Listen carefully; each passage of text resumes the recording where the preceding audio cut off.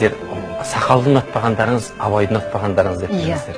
Сақалдың ұнамағаны Махамбет секілді сұсты, Исатай сынды, Сырым сынды, Ақтанберлі, Қазтуған, Шыңғожа, Шалгиіз, осыларды ұнатпағандарыңыз деп ойлайтын болсаңыздар, сақал сіздерге өзін-өзініз ұнап жүр. Ырымға сақалсыз адам таппайсыз. Ата-бабамыздың бәрі қойған сақалда. Әлемдік тұлғаға айланған біздің бабаларымыз, ол Абай болсын, ол Шәкәрім болсын, ол Ыбырай болсын, ол кешегі Майлықожа, Құлыншақ болсын, оларды бірінші атасы тізесінде ауызашар сәресіде отырып алғашқы информацияларды беретін болған. Сөйтіп ол көз алдында атасының сақалымен ойнап отырып бала өсетін болған. Сақал мұсылманның түрі, еркектің сұлулығы. Иә, сұлулық және еркектің еркектігі.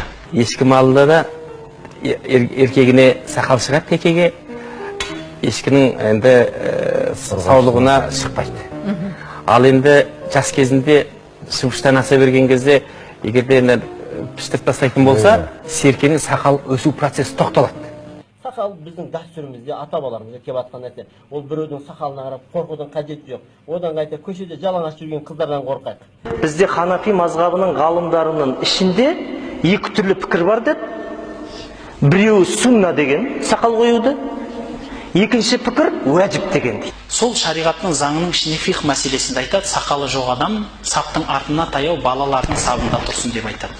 Мына жақтағы еркектердің ойын бұзбас үшін дейді. Жанымда әйел тұрып қалмады ма деп ойламас үшін.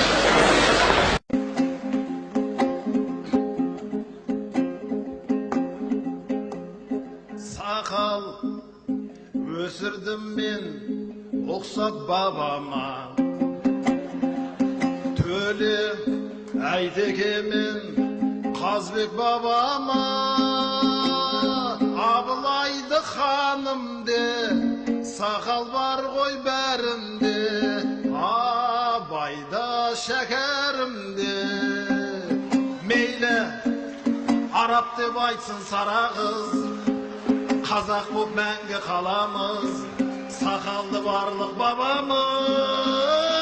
Мейлі бетіне өтсін жүндерім, намазбен өтсін түндерім, мен қазағыммен біргемін. Шапалақ қайда мейлі, дін ислам менің діңгегім, патшама қарсы үрмедім, мен Нұр Отанмен біргемін.